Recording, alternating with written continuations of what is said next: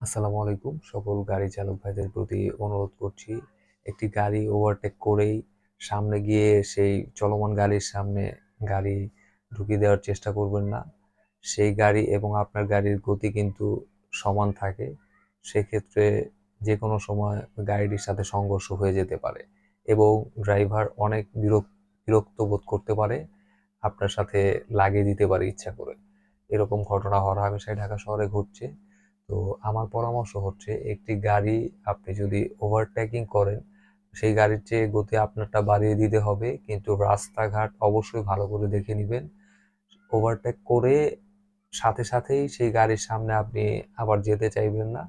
যদি সেই গাড়ি আপনি ওভারটেক করেই সামনে যে উম, গাড়ি নিয়ে চলে যান, সেক্ষেত্রে ওই গাড়ির গতি আপনার সমান হলে সাথে সাথে একটা অ্যাক্সিডেন্ট হতে পারে। ধন্যবাদ। ভিডিওটা ইনফরমেটিভ মনে হলে লাইক, কমেন্ট, শেয়ার করে দিবেন এবং চ্যানেলটিকে সাবস্ক্রাইব করে দিবেন। আসসালামু আলাইকুম।